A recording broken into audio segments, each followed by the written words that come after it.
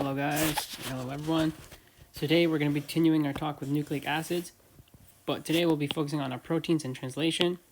So we're looking at the structure of proteins, how proteins are made, what is translation, and what happens after translation. So this is a quite fundamental lecture to understanding a lot of stuff we'll talk about later with proteins, so keep that in mind. So what are the structure of proteins? Proteins have amino acid monomers. So we talked about there's monomers and polymers. So there are 20 common amino acids distinguished by either being hydrophilic or hydrophobic. So just a heads up, so if you're studying for the MCAT or something like that, thinking about medical school, at least for the MCAT, you need to know the stuff really well. And yeah, just keep that in mind and come back to it if you need for some review.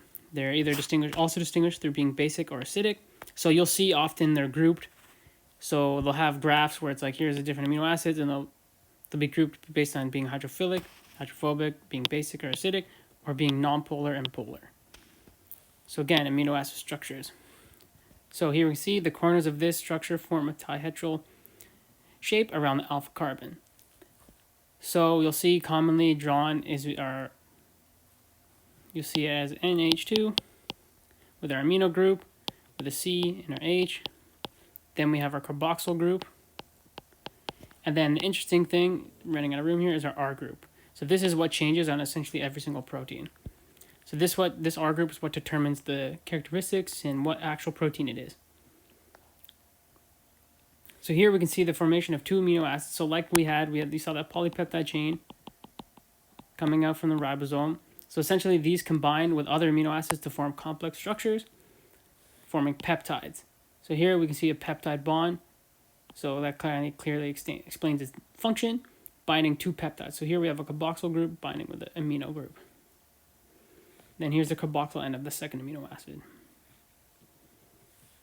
An amino end. So we still retain that end, whatever's in between, to the carboxyl end. You also see it just referred as the N and C terminus. You'll see that quite often. So proteins have different things called level of structure.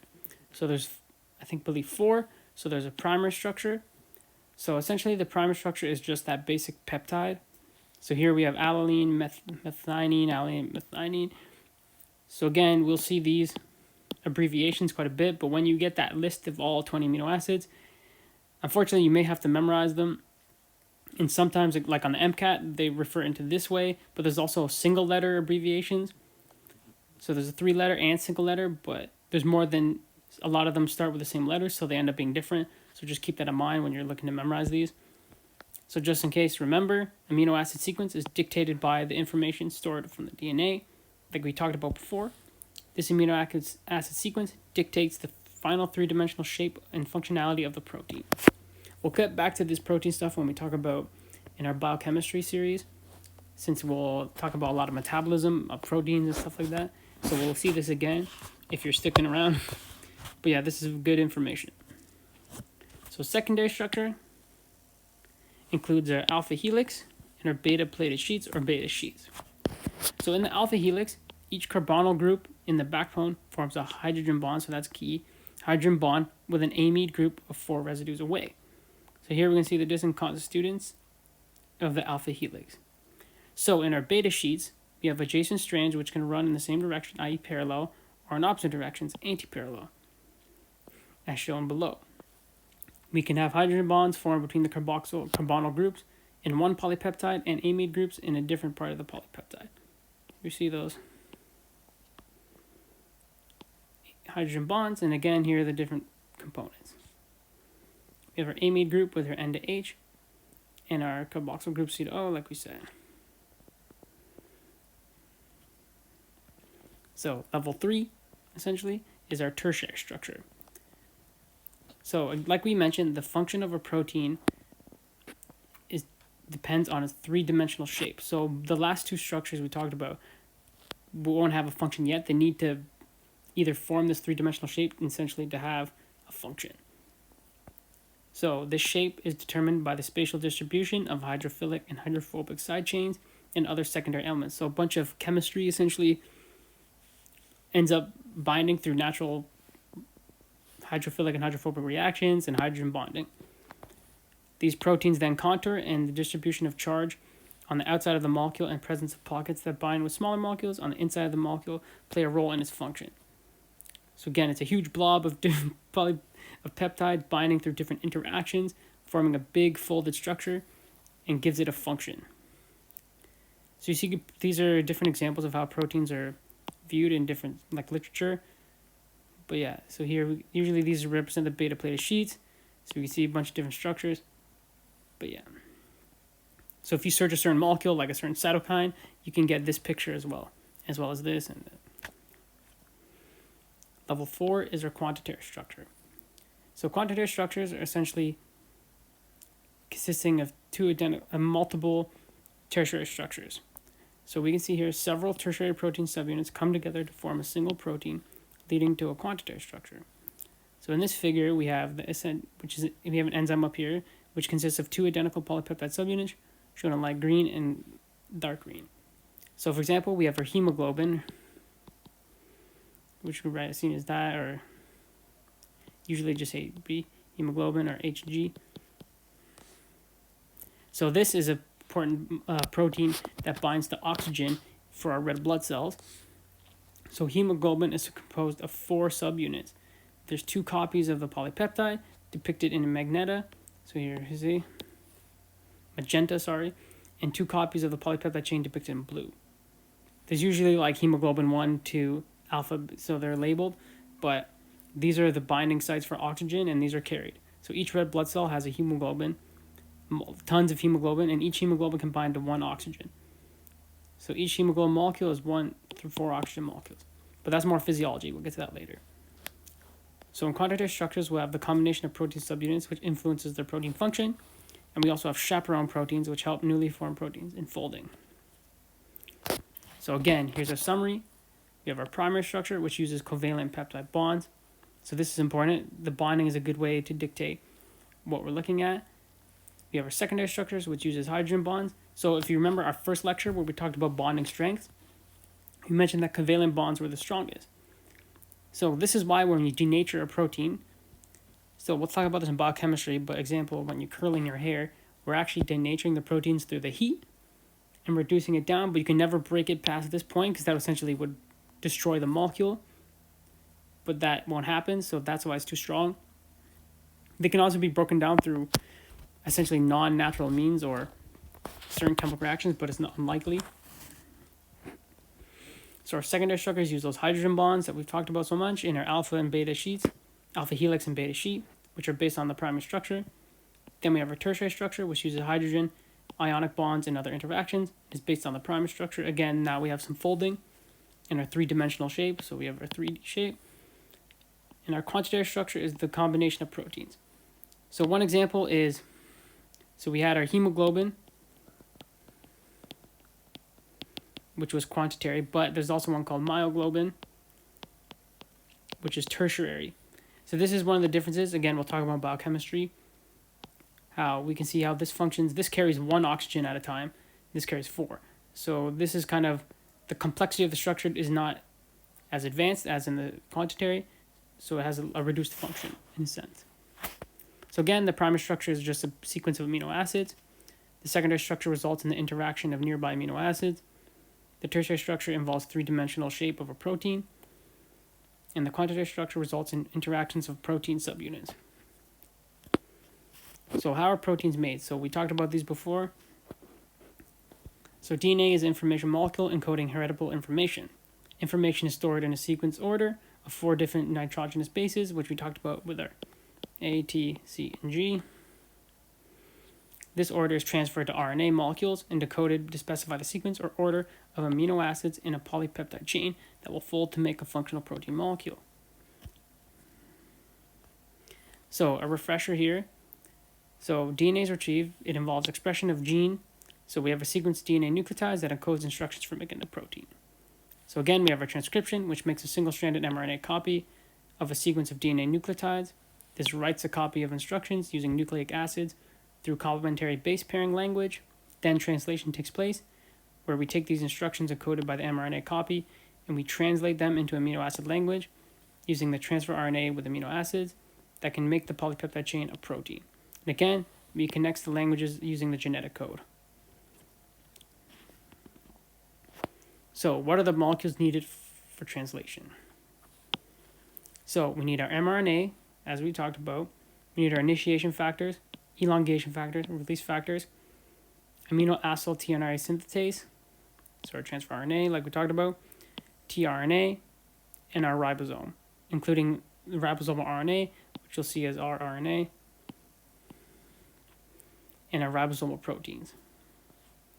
Again, here we can see our 3 proteins. Our nucleotides would have a certain sequence which forms certain proteins, but we'll talk about that later. So what are ribosomes? So here is ribosome. You can see the structure right here with A, P, and E. We'll talk about that in a second. So ribosomes are complex structures made of RNA or ribosomal RNA and proteins. Ribosomes are not membrane-bound organelles, and they do not have a membrane. Ribosomes bind with mRNA and accept transfer RNA with amino acids. These provide structure for translation to take place. So it's kind of interacting these two molecules. So ribosomes have a large subunit as well as a small subunit. A lot of these you'll see as, for example, there's like 43S, but we won't get into those specifics, but you'll see the different subunits labeled as something like that, with different numbers. So the ribosome arranges the order of charged transfer RNA molecules to match the mRNA order. The ribosome organizes mRNA transcripts to form transcription. So here we can see the large subunit includes 3 binding sites for tRNAs. So the 3 binding sites are A, P, and E. There's also an acronym called APE, which we'll talk about, involves the direction of the transcription. So A stands for amino acyl site, P is peptidyl site, and E is the exit site, which makes sense when we think about exit. So again, remember APE. So here we go this direction, and then exit, and is released. So remember we had that picture where we're forming that big peptide chain. So now we'll talk about transfer RNA. So small molecules with 70 to 90 nucleotides is what transfer RNA deal with. So each tRNA has its own characteristic self-pairing structure. So each tRNA has a nucleotide CCA at its 3' end, and the 3' hydroxyl of the A is in the attachment site for the amino acid. So here's that amino acid attachment site. Again here, 3' end, our CCA that we discussed. We also have things called the DHU loop, the anticodon loop as well. So transfer RNA assures specificity. So this is very important in the translation of mRNA into proteins. So there are 3 functions for transfer RNA. So first, it carries an amino acid. 2, it associates with the mRNA with the ribosome and interacts with the ribosomes.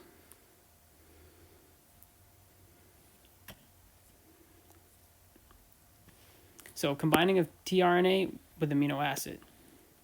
This equals charging the tRNA. So when it has that amino acid, it's considered charged. So here are free amino acids. Here's our amino acyl tRNA synthetase. And here's our charged tRNA with the protein. So here, each amino acyl transfer RNA synthetase binds to one uncharged transfer RNA and one corresponding amino acid. So here in the blue is our tRNA synthetase. Here's our uncharged transfer RNA. So here we have a code, UAG. And then we have our protein, for example, here. Now, when this is released, it is now charged. So see here, there's no specific enzyme. So each enzyme has a specific amino acid.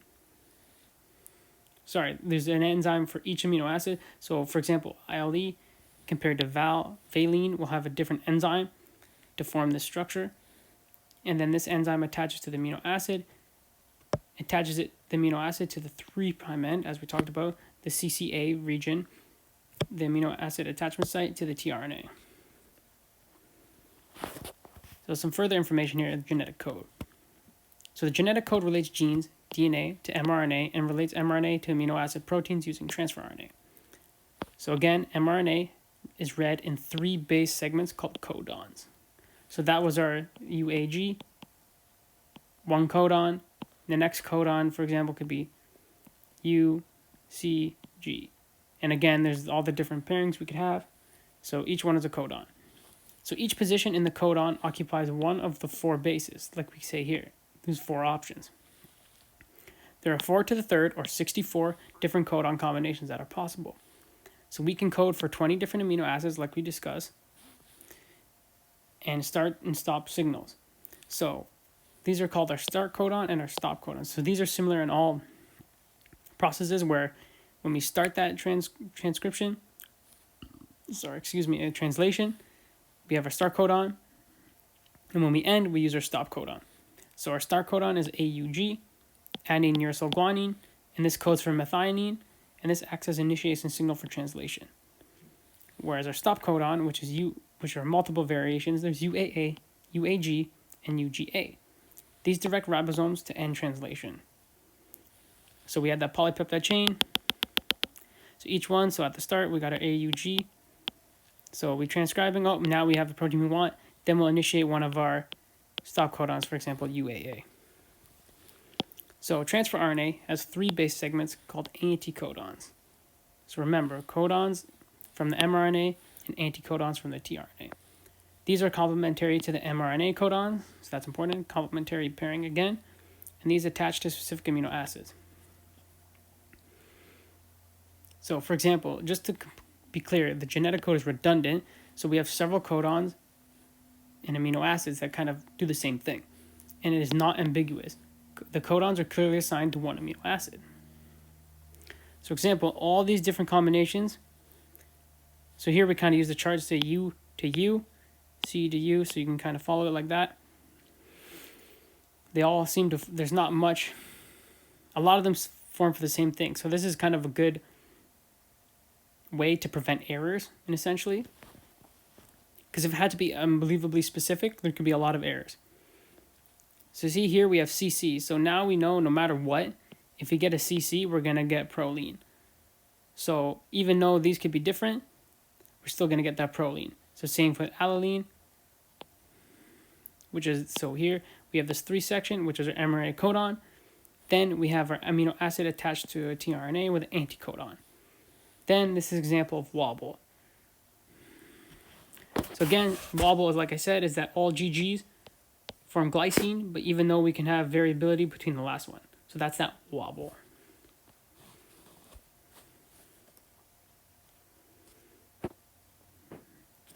So overview of the translation process. So linking to transcription. So the specificity of the DNA, RNA, and the codon-anticodon interactions result from complementary base pairing, like we've discussed. So here we have a base pairing between DNA and RNA, or in our DNA. Then we have the pairing, complementary pairing from our DNA and our RNA. Then we have complementary pairing again with our tRNA and RNA. And then again, we see them here. So again, note that the first base in the codon, the 5' end, pairs with the last base, the 3' end of the anticodon. So again, important here, so 5', 3', 5' to 3'. So again, translation occurs in 3 steps: initiation, elongation, and termination. So initiation. So initiation requires the initiation clearly named, so that's good. Initiation factors that bind to the 5' cap of the mRNA, like we discussed. 5' cap. They recruit small subunits of ribosomes, so that's important. So here, large subunit. Other initiation factors bring a tRNA charged with methionine. So here's that tRNA with the methionine. This initiating complex moves along the mRNA until it encounters the first AUG, which is that start codon, triplet of nucleotides. Then the position of AUG establishes the translational reading frame, which is essentially what direction we're going, and this will help with detecting subsequent codons. So here we have the initial MET, which now is going to attach to the valine. Then we have that chain, then the exit. So remember we had APE, this is the exit, tRNA is removed. So again, these aren't destroyed, we use them again, they're recycled. Then we have our next tRNA, which binds into the A, and then we slowly build this chain. So again, our methionine is the first one, as is a start codon. So next, when an AUG codon is found, like we said, the start codon, a large ribosomal subunits join the complex. Interaction factors are released, and the next charged tRNA is ready to join the ribosome. So we can see here, we had our start codon, AUG, our tRNA with methionine is already there, and then our next one's ready to go. So once this tRNA is in place, a coupled reaction takes place in which the bond connecting the methionine to its tRNA is transferred to the amino acid group of the next amino acid in line as the first peptide bond is formed. So remember, a peptide bond is what's joining those two amino acids. The new peptide is now attached to the tRNA at the A site. So it was kind of A, was in that APE, so A you can think of as accepting. Then we have a formation of the peptide bond, which requires multiple proteins and the large subunit, but ribosomal RNA in the large subunit is actually a catalyst, so it kind of functions as an enzyme. And finally, the ribosome shifts one codon to the right. There we go, shifts. And then we also have the next one. So remember, this was our start codon, now it's being removed. So this moves the uncharged transfer RNA, the methionine, to the E site or the exit site at the peptide bearing tRNA to the P site, freeing the A site for the next charged transfer RNA. So again, now we're valine. So this is kind of not, this methionine is not involved in our ribosome anymore, but now our valine moved to the P site, while our next one, in this example, arginine, is coming up based on the AGA sequence. So next stage is elongation. So here we can see we're getting more and more amino acids. So in elongation, we have small ribosomal subunits have moved one codon further along the mRNA, and the tRNA is in the E site is ejected. So this kind of happens over and over again. So again, you can follow these figures or read the text. So next, the large ribosomal subunit moves downstream, one codon again, emptying the A site by shifting the tRNA for this sample THR to the P site in the middle and the tRNA leucine to the E site. So again, it kind of just moves that and then exit. This kind of sequence. Then the energy required for the formation of the peptide bond is obtained by the breaking of the high energy bonds of guanine triphosphate or GTP with elongation factors.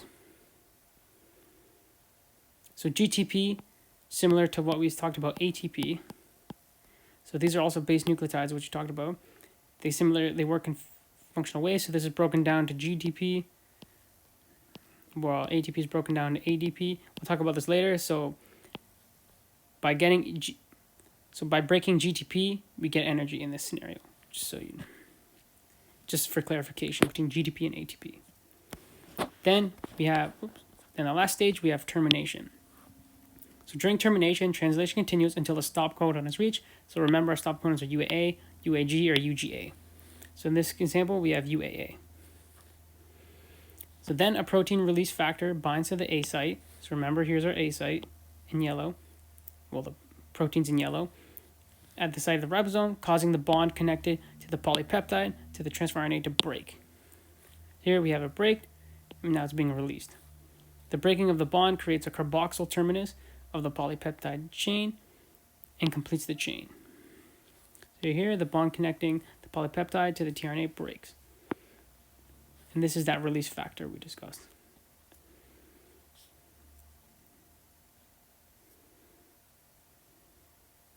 Whoops. So what happens after translation? So post-translational events.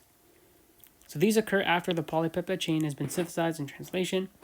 Various processes can occur to make that a functional protein.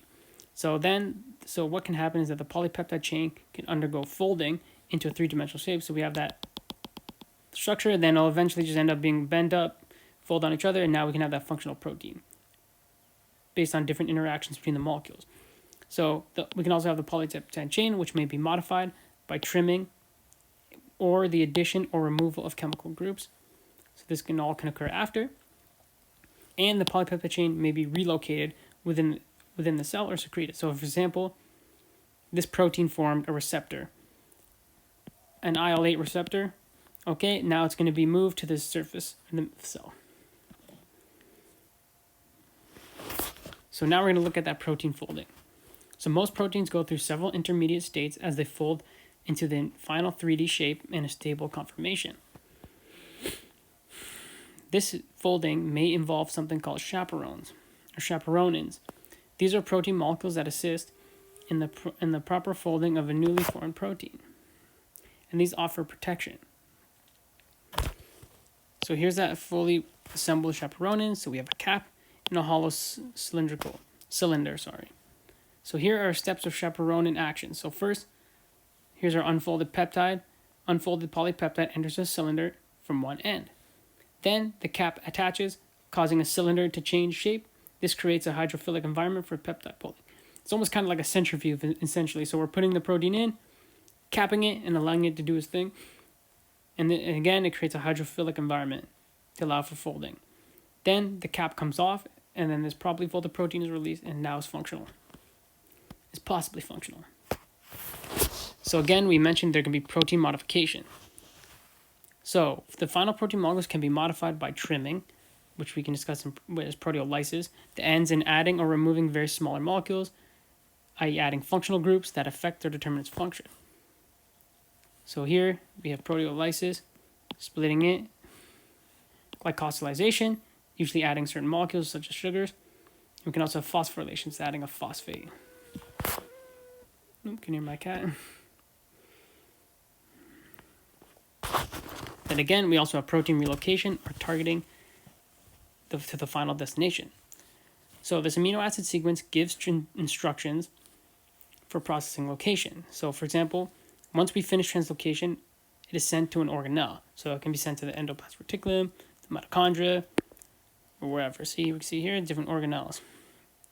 Proteasomes, mitochondria, for example, plastids and plants. Or it can go to the rough endoplasmic reticulum, etc. Then there's a stop translation, which we tell it to stop translation and go to the endoplasmic reticulum to finish protein synthesis there. So in the endoplasmic reticulum, we have other protein modifications take place, as well as stuff with the proteasome. So that stuff will take place in the endoplasmic reticulum. So that's a common site for them to go.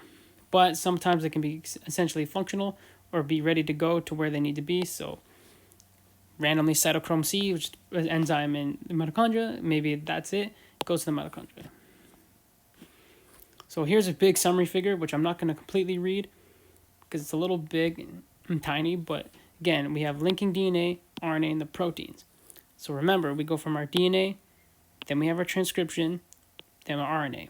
Then we have our RNA processing, then we have the function of our real RNA. So remember, we have the addition of our 5' cap and poly A tail. And then we also have the splicing. So remember, we have our introns and exons. So we see introns and exons. So we see here the final mRNA, that poly A tail. So again, here's a clear image of that process. Then we have transport. The mRNA travels through the nuclear pores to the cytoplasm, where we have translation, where it interacts with the ribosome. Then we finally have those proteins, which then undergo those protein rearrangements to get that functional protein. So again, I recommend zooming in, going into the structure, and going through this figure after you've gone through the lecture, and definitely recommend reading this again. Again, you can find this here from Morris et al. You can just search that figure 4.31 on Google and you'll get this. But yeah, I recommend taking a look at this, saving it, print it as a poster or something so you can get it down perfectly. Yeah, so again, here's our summary. We have our transcription, where we have our copies, where information in the same language, which is the nucleotide language, from the DNA to the RNA, forming those nucleic acids. Then we translate this information from the nucleotide language in the RNA to the amino acid language in the proteins. So again, I prefer to see this as the last slide. This is a little better. Should have organized that better.